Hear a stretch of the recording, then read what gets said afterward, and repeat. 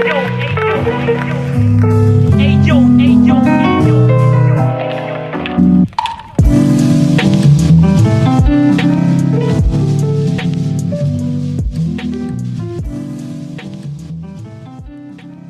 project is a no-profit foundation about visual art and photography. If you want to help us, just drop a donation on buymeacoffee.com/BerlinExplorer. So welcome to 50 Minutes of Experience. Today I'm with Ada Jakimiuk. Welcome, Ada. Hello, it's nice to meet. Hi, I am a Polish-based photographer. I can say I am an amateur photographer. I used to do some part-time photography work, but I was never a full-time photographer really. But that allowed me to have a lot of freedom with what I do, to find what interests me, what kind of photography is my favorite, what speaks to, what speaks Yeah, to me really. yeah. Um, It's uh, really nice your picture, I have to say. Doesn't matter if you are professional or amateur. I think today really a lot of professionists are not good like the amateur, we can say. But yeah, depends of kind of photography. But it's really interesting the work you do. It especially the last period is all focused on your private life, your child, and your children in general. And yeah, it's really curious and particular the approach you have. it has changed over the years because when I started out, I was this photographer who wanted um, to iron out all the details, to be as professional as I can. I used to do a lot of portrait sessions in studio with multiple lights, with digital, and it was all very nice. But after a while, it got kind of empty for me, an empty experience. It was all aesthetic and nice, but something was missing. So I started out with film, and I was doing some street photography. Then I moved to studio, and then I went back to film again. This time in some, like, as you can see, a lo-fi, more dreamy fashion to portray those most important moments and feelings for me. And I'm glad that some people liked it, which was kind of surprising for me because it's kind of very obscure what I do. Yes, it's really nice stuff. It's not something So I say to say. It's really nice vision. It's you have really intensive pictures, and I'm scrolling your profile right now, and yeah, there are really few, probably three, two picture I don't like, but for the rest are really quite intensive. Every picture you have here, and in a way it's also interesting because you share a lot about your private life, and is also really particular. Not everyone has this approach to the private life. I think they are private, they are. But on the other hand, I think they're fairly universal, they speak to the universal moments and feelings, and that can speak to anyone. They don't need to know you, they don't need to know about your private life, but they can understand the feelings and the moments. And that's, I think, the art in the personal, that's the way I see it. You can turn the most personal things into something more universal for anyone. Yeah, for sure. It's something private, but yeah, that everyone can try in the life, can have. It's a moment of the life, I think. I mean, if we want to talk about what is private and what is not, so we can say there are stuff much more private than this. And Yeah, and I think it's kind of timeless, I want to capture the timelessness of those moments. They are elusive and very short, but there is something about them that I think speaks to anyone. because it's not like a particular picture from my holidays. It's about the moment, the feeling, that certain magic, that can happen only in more intimate photographs. The way I see it, you can take the most beautiful model, put her in a very controlled light and environment, and it can still be, empty, not really interesting, because over time, I think I'm speaking for myself, of course. Uh, I can just say, the aesthetics just aren't enough. There I has to can, be something more personal, so the photograph can have its power. I think it can't be boring, right? yeah, depends. There are photographers for me are boring. but that's the way I see it. If the pictures are boring, then I don't I don't see point to them. For me, the picture to has a point, it needs to have this individual certain power. It can't be just a nice picture, because there are tons of nice pictures all over the internet that photographers professionals take, and you forget about them like 5 minutes later, no matter how nice they look. Yeah, sure. This is something I repeated many times in certain podcasts before about that today. Yeah, there are really I don't know, more nice picture than ugly picture, and in a way, I have to say I search for the ugly picture, but but why ugly? I mean, what is the meaning of ugly and what is the meaning of beauty? So some podcast ago, I asked to someone, "What is the beauty for you?" And I want to ask for you, "What is the beauty for you?" Oh, that's a very hard question. I think that the beauty lies in the heart of that picture, not in the perfect. As you have noticed, I like imperfections in my pictures. I use imperfections sometimes as the most important medium when it comes to the image, because it can be underexposed, it can be overexposed, it can have a very large grain, and all those things are tools, I think, those imperfections that you can use to underline the elusiveness of the moment, to certain dreaminess of it, that I don't think you can repeat that well with those with that very modern take, when everything is perfect, ironed out, the pictures are sharp, and sometimes they are looking very nice, but nice isn't really beauty. Beauty lies within something more personal. I think the word heart is the crux of the thing, I So think. you are, we can say, the most of the time the subject of your picture. Yeah. uh, I mean, I moved from models to myself. inside and outside, because if you are not there as a subject materials, there is something about yourself, or your one of your child, or both your child, and or your husband, I can imagine, or Yeah. boyfriend, or else. Well, it has to matter to me, right? It has to be something that is important to me, because otherwise I can't feel, the point of it. So yeah, it's all, I am the focus of it in a way. It's my story. It's my story. Mm, And first, I'm curious. How old are you?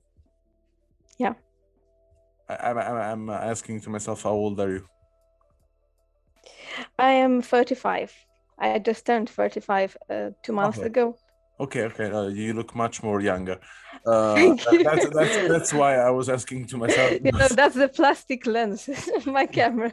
Okay, okay, and there is something, some experience in photography you will like to reach in your life, that I mean, you're accumulating a lot of pictures and a lot of frames, and you are also sharing these pictures.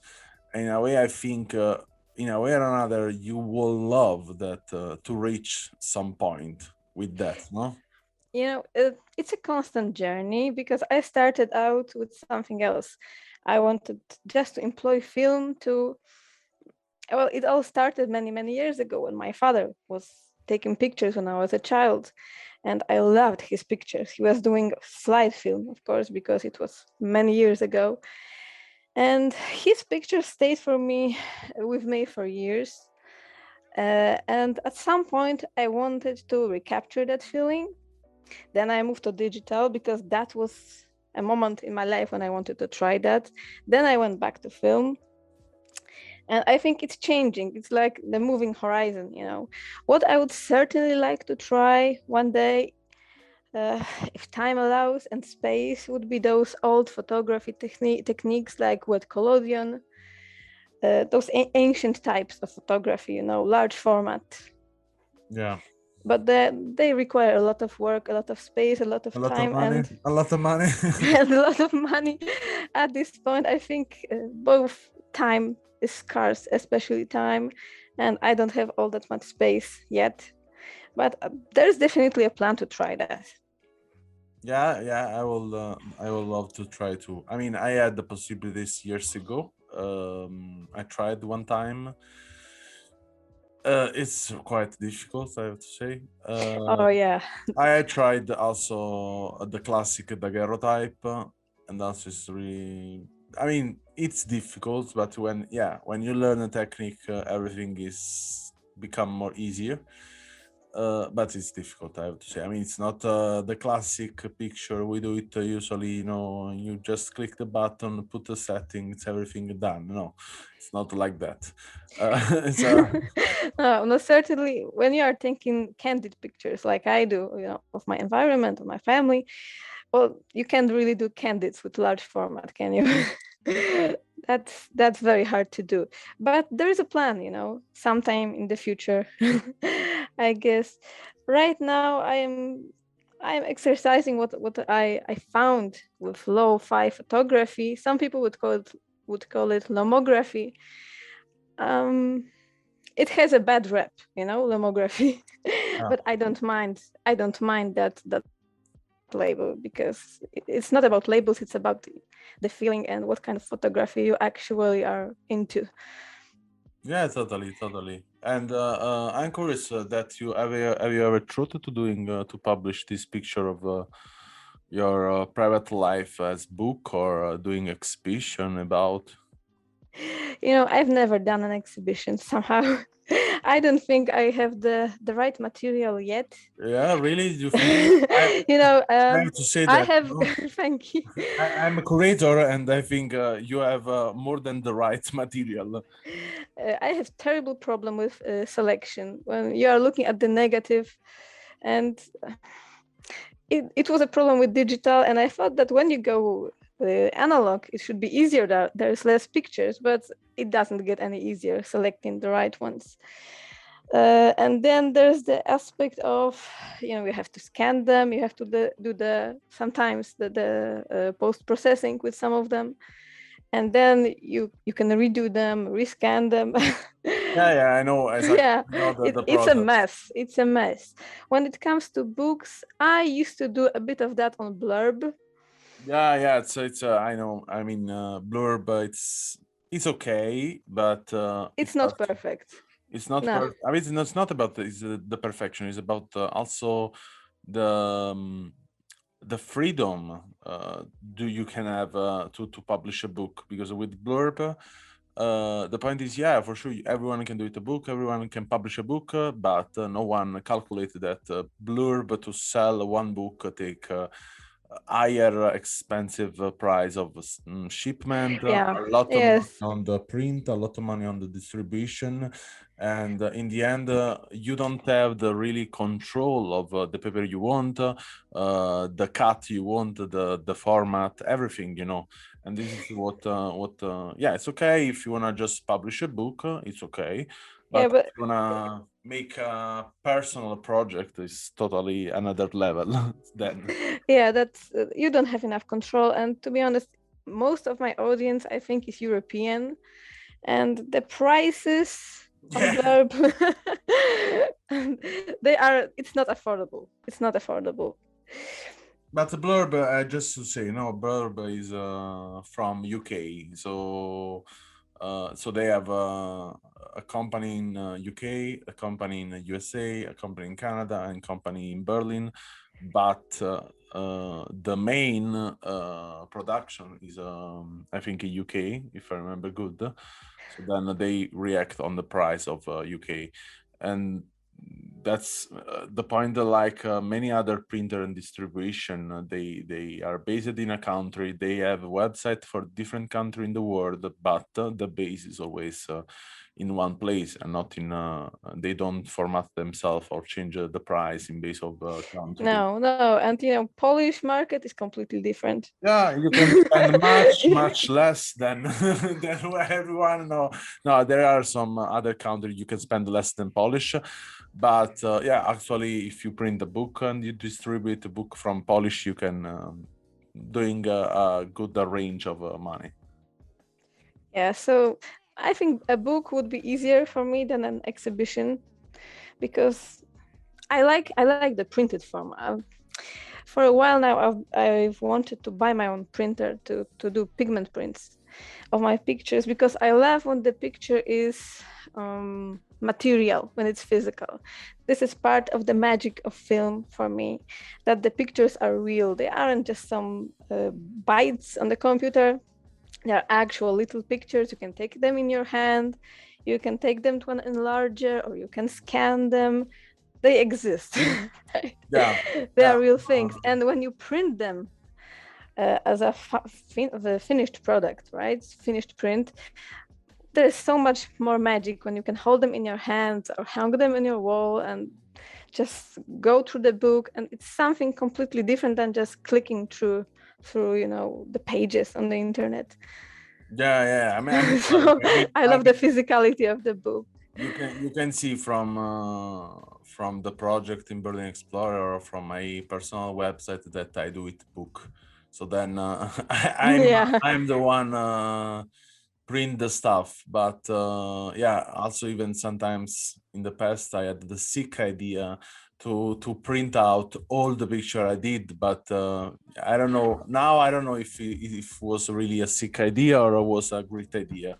Oh, But I've had the same idea a while ago, but it gets pricey over yeah, but time. really, it's not. Yeah, then it's even if you pay 1 cent per print, you will spend a lot of money. I mean, Yeah, but the feeling of the real picture in your hands on a nice paper yeah, with a yeah, good that ink, depends. that's Depends. The problem is that to move this stuff, oh yeah, it begins taking a lot of space. yeah, if you stay always in the same place, it's okay. It's no problem. But when you have to move, imagine to move 10 years of picture in your archive. There are 4 or 5 box only for picture. Well, that's monumental, right? Yeah, yeah, yeah. I know someone printed out only all the picture he did in the life. But yeah, I can imagine also when he die, what the problem is to select this picture. Yeah, so selection is the key, I think. That's, when I think about the books, I think it's going to happen at some point because I think the pictures I take work better as a collection, and they would look better in a book than on an exhibition than they are when they are somewhat separated. So Um, I'd for rather see them me, in a book form. Although if anyone ever offered me an exhibition, I would never decline. you are talking with the haters of gallery, so I don't really never liked a lot exhibition in my life. So then, because of many reasons, because you can enter inside and you can be lucky to be alone, but yeah, you can be also unlucky to be around a crowd of people, and then you cannot really